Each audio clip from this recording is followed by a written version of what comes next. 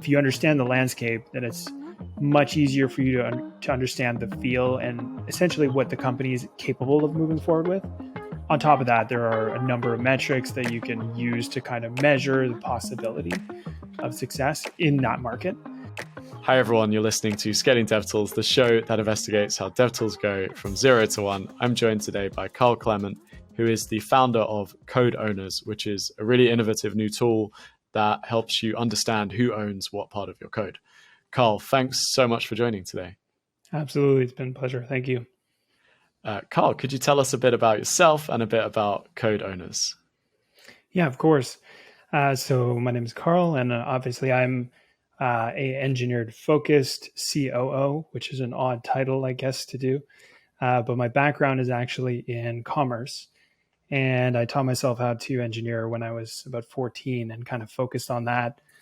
Ended up really, really loving the world of engineering and started building products. And basically came to this point where I met my co-founders. We've worked together for quite some time. We also worked in venture capital for a while. From venture capital, moved on to building a consulting firm, and then brought us today to, which is, we've built a number of products, but one considering called Codex, which we've raised capital for. And now we built another product called CODEOWNERS. Amazing. And could you tell us a bit about CODEOWNERS? Yeah, of course. CODEOWNERS is essentially a platform that allows you to map the knowledge of your engineering on top of your engineering team. Now, I guess that sounds a little bit eccentric, but the point here is to understand the ownership and the knowledge across your code base when it comes to who's contributing and who's developed the code. Really, really cool. And could you give us like some examples of like how this kind of helps teams that use CODEOWNERS?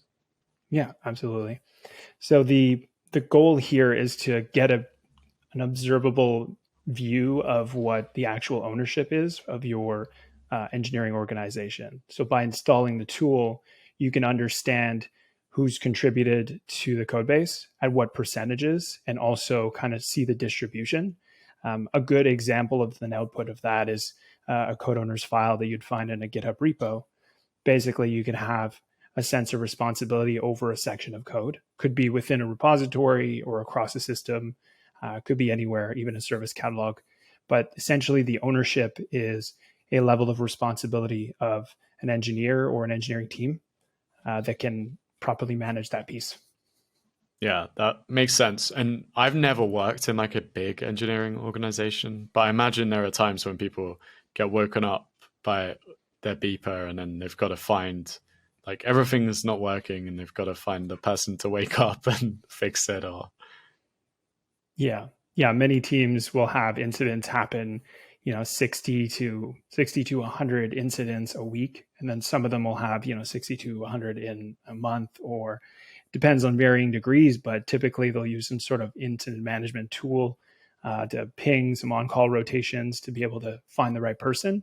And our goal is to really clarify that, really find the exact person that has both the level of responsibility, but also the best understanding, the best knowledge of the code. Yeah, that's really, really cool. And one of the things this kind of like brings us to a bit is a lot of the guests that we have on are kind of, might be doing like the guys from Clerk Dev who are like kind of reinventing Auth, or, someone that's got a great new code editor. And with those, there's kind of an understood category tool that someone's already using. And I think what's interesting and challenging probably for CODEOWNERS is that you've got this new kind of category that people maybe aren't even aware that they need yet. So I wondered how that's been and like what the process of kind of explaining why people need CODEOWNERS has been. Yeah, it's definitely an education. Being able to explain what code ownership, its value, as well as just general engineering ownership is an extra level, because you have to assume certain functions and also allow engineers and engineering teams to follow their own process. But as it is today, engineers are served in some sort of hierarchical fashion, and there is responsibility across the team. Whether you're working on a new service or a new code base or a new repository, you will have a team on that repository working, and there's a level of responsibility and shared ownership, but it's not necessarily monitored or managed. Typically, that'll be just spread out in a general fashion. Like you join a Slack group and ping an engineer that you think knows the best, or potentially it's that person that you know has all the answers. You typically will message that person.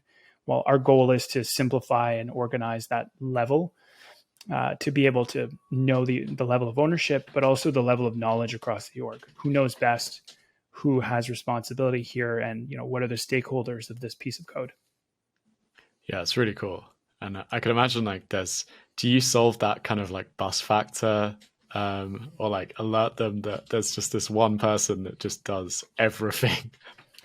Yeah, we definitely added. We're working on adding that as a specific metric as well. So if there is an individual or a team that is too essential to the organization, in this case, the bus factor is like very high, which is a very large concern with a lot of organizations, especially if you have an early founder or potentially a early founding engineer that has a ton of implication within the code base.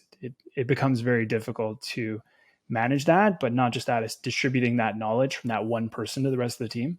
The bus factor is very high. Yeah, that's awesome. I think maybe Elon Musk would have really wanted code owners when they were.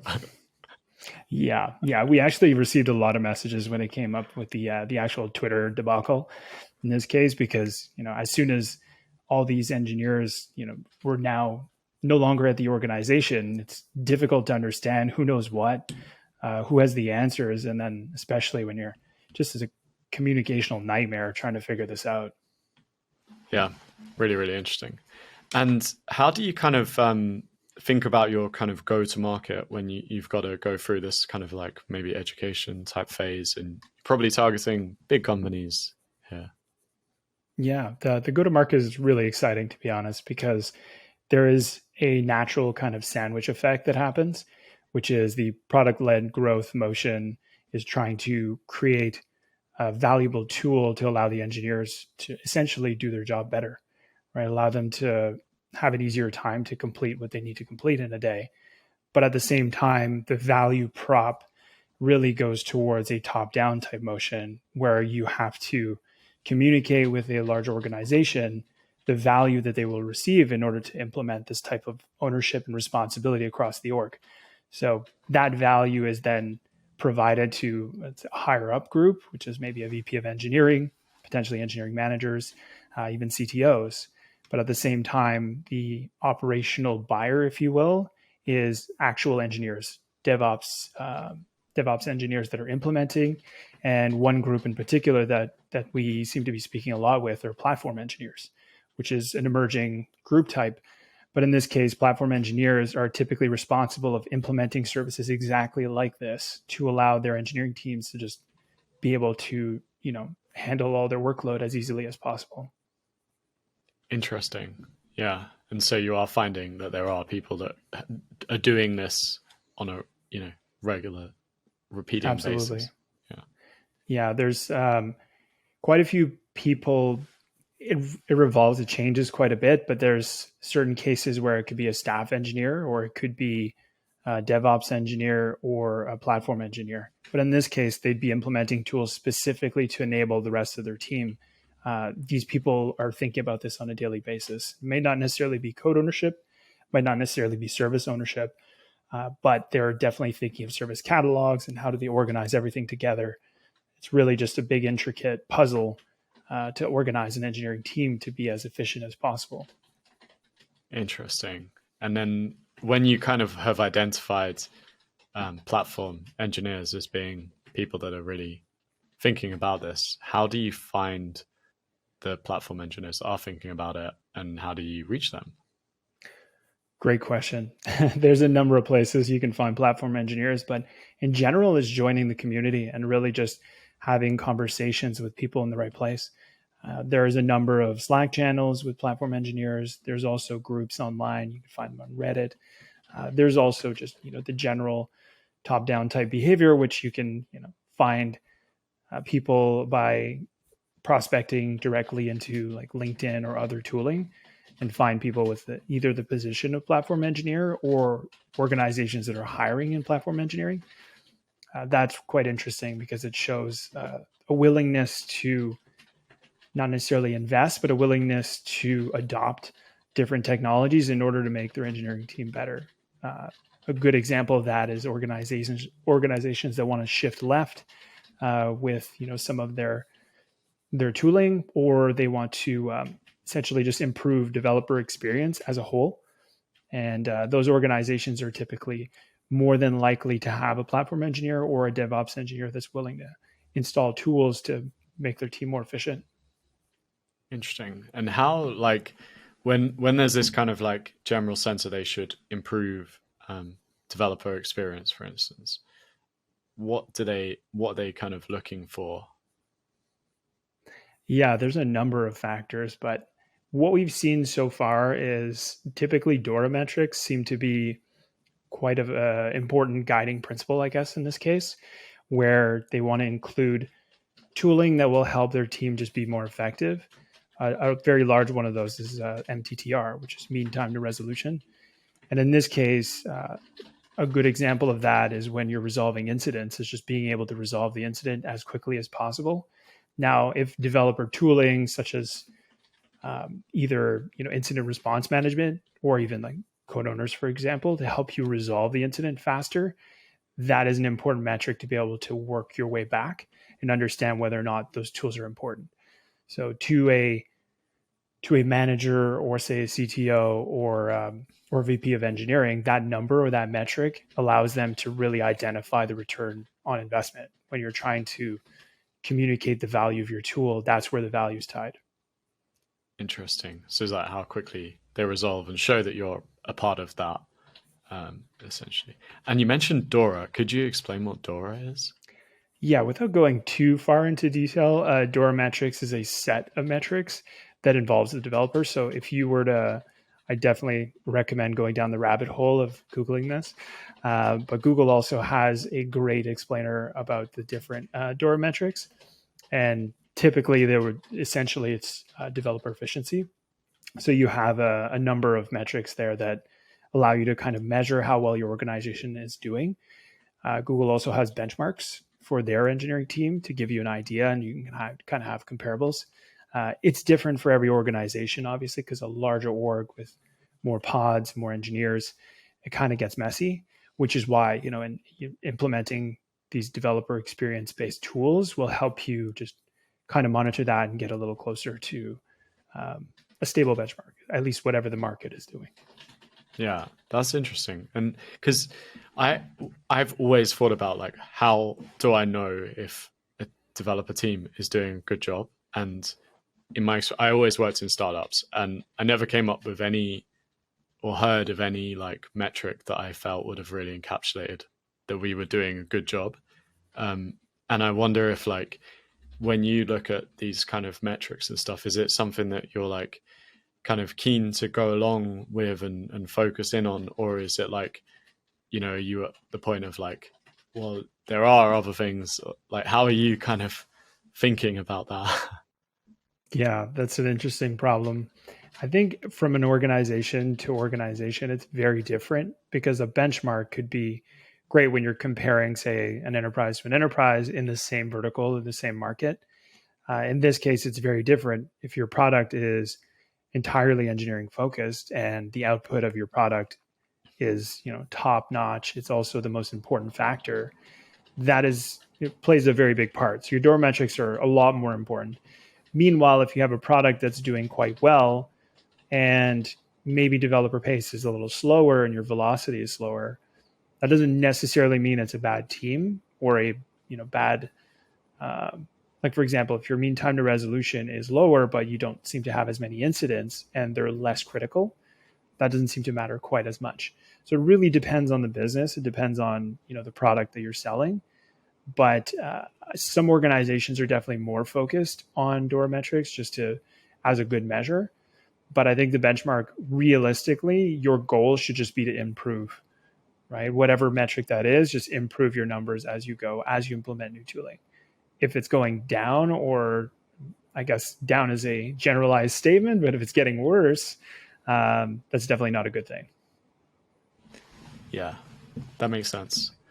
It's an interesting area. There's not, I think you might be one of the first that we've had that's very like kind of driven by this like improving developer experience. And one of the tools that we spoke with offline is Backstage, and how you've been kind of like looking at the Backstage community. And yeah, Backstage is relatively new to me, so I'm kind of curious about like what Backstage is and how you've been kind of like working with that initiative from a lot of companies. Yeah, Backstage is quite interesting because its grand purpose to implementation is essentially improving developer experience. But there are a number of factors that it does improve once you've fully adopted the technology. And Backstage itself is an open source library from Spotify, essentially allowing you to create a developer hub, if you will. You can use it for a number of things, but essentially the goal of it is just to gather all the engineering knowledge in like one place. So that could be documentation. That could also be, separating your organization or your code into services and different pieces. And it really maps things out for you to understand what's involved in the software, right? If you have a big software company, you have a lot of moving pieces, a lot of services, you have infrastructure as well that's laid on top of that. It's very difficult to manage and to understand, where everything is. And this kind of centralizes everything. It is very customizable as well, which is, allows you to pipe in any other information you have there, including ourselves. We've built a plugin to implement CODEOWNERS data directly into Backstage, because some of that ownership information is important to, the group, but you can essentially pipe in whatever information you want into Backstage just to improve that experience. Yeah, it's a really kind of smart strategy, I think, to like be kind of joining like an existing like trend movement and kind of making that better as well. And how have you kind of used Backstage's growth as like a driver for yourselves? Well, it's been an interesting conversation with some companies. Backstage implementation is essentially a signal that a company is willing to invest in the organization, but the developer experience as a whole, which is great because for us, it gives us a signal that there is some general understanding as well for the tooling, rather than your run-of-the-mill engineering team that just, write code, ship code, write code, ship code. There's a lot of moving pieces, and the larger your company grows, especially mid-market or enterprise companies, the engineering team is vast, massive companies that have different groups and pods and different verticals within an organization. And it's almost impossible to understand the full spectrum. That's why in theory, if you're implementing Backstage, you have an understanding that, things need to be optimized, things need to be organized. And there's a level of responsibility across the org, which really helped us understand that someone who is implementing Backstage is also curious about ownership, curious about team responsibility. And it kind of goes hand in hand in this case. Yeah.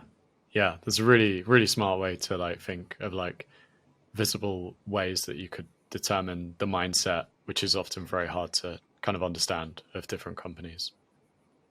Absolutely. And that's where the product-led growth type motion typically happens, especially for mid-market enterprise. You have to work with existing tooling that is familiar to the group, right? If an engineer is familiar with the tool, it then helps them understand. There might be a bit of cognitive bias there, but it's just a little bit of familiarity makes it feel a lot more palatable. Yeah, 100%. Like none of us want to do anything different, right? Unless we're dragged kicking and screaming, or it's so good that we just have to do something new. Yeah, that's a really good approach.